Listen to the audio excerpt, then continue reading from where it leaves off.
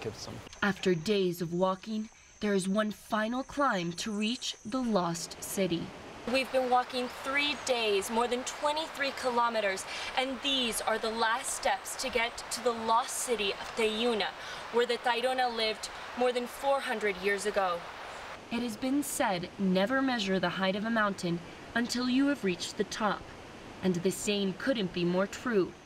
The steps are narrow and the climb is steep, but the view from the top is exhilarating.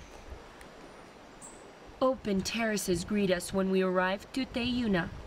These structures are what were left of the lost city at the end of the 16th century. Looters and tomb robbers found the town in the 1970s. They called this place Green Hell, as it was hard to access, and they could only spend a day or two at a time to search for things of value. When the Colombian Institute of Anthropology, or ICANN, was told of the site, they sent archaeologists to explore.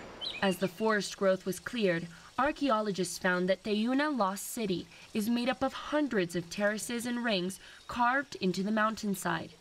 It is believed these terraces were used as foundation structures for temples, dwellings, and plazas. And really, this would have operated as a residential compound. An extended family would have lived here, say with the man living probably in the largest, most conspicuous house with his eldest sons, and then wife number 1 living in one of the other ones, wife number 2 living in another one, and then storehouses and work areas. Today, none of the Tairona descendants live up here. However, one Kogi spiritual leader named Romualdo Lozano has made a home on one of the terraces, just like his ancestors, although with his own modification. This is the way they would have kind of looked like, with the difference that the walls would have been up to here. Yeah. They're much larger. And when I've asked Romualdo, sort of, like, I need you to build it up completely so that you don't affect the other structures, he goes, like, these guys, my ancestors just built too big. And there's not enough people right now, and we feel sort of like too much space, like having too much space. The terraces were built between the 12th and 16th century, and recent archaeological digs in 2006 by Santiago Giraldo show that even earlier structures dating back to 500 and 600 AD are buried underneath. From the studies done so far, the structures span across 80 hectares, or roughly about 198 acres. But as Santiago Giraldo shows us on a satellite map of the region, there is still more exploration to be done. And what we're going to be doing in the next few field seasons is exploring all this area right here that you see as forest cover, because we've been finding that the structures keep on going down towards the river, and the area hasn't been surveyed.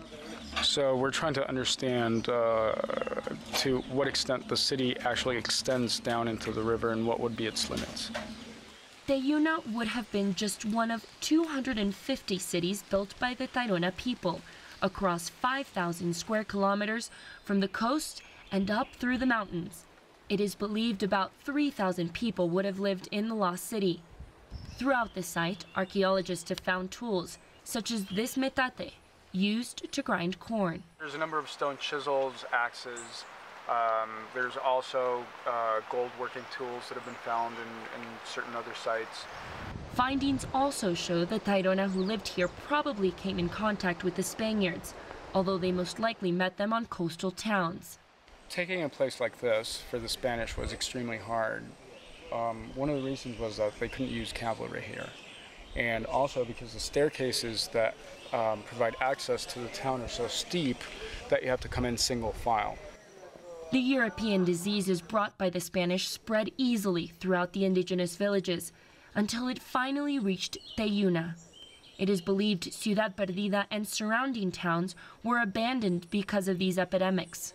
Dr. Barra O'Donovan, an archaeologist from the University College Cork in Ireland, is on his first trip to Ciudad Perdida and insists on the need to conserve what he calls one of the most impressive sites he has visited. This has a relevance beyond Colombia, because the story of Ciudad Perdida is of a vibrant, impressive culture that was wiped out by contact with Europeans, and not by direct contact with Europeans in terms of warfare, but by disease. And this is a story that was told across the Americas. We owe it to the dead generations and also to their descendants who still inhabit the area today to tell more about the story of what happened there. Conservation and restoration of Teyuna Lost City is a fight Santiago Giraldo has been leading with help from Global Heritage Fund and a master plan made by the Colombian Institute of Anthropology. But ironically, less human contact with the site is better. Then we've got the issue of unregulated tourism. This is one of the major threats to all natural and heritage parks throughout the world. Excess love and attention are actually quite threatening to these places. You have to remember that these are sites that once you lose them, there is no way that you can rebuild them. And for the Kogi indigenous community that live in the Sierra Nevada, most welcome those who want to visit Ciudad Perdida. But spiritual leader Romualdo Lozano stresses that respect for this sacred site must always be maintained. Pero entonces hay que aprenderse una cosa, como hace de su pagamento, los guías le cuenten eso, los turistas tienen que entenderse eso para que el sitio sagrado, para que estén contentos con la persona. Eso que falta.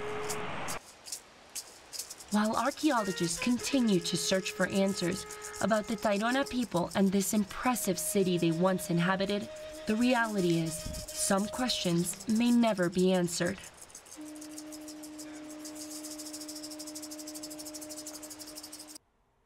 That was Michelle Begue reporting from Colombia.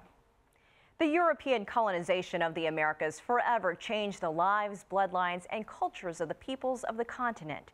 Their populations were ravaged by warfare and brand new diseases. Chickenpox and measles, which were common and rarely life-threatening among Europeans, proved deadly to the indigenous people. And then the more dangerous diseases like smallpox, influenza, and malaria wiped out 90% of the native inhabitants across the Americas. It's been called one of the great calamities in human history. In North America alone, at least 93 waves of epidemic disease swept through the population between first contact and the early 20th century.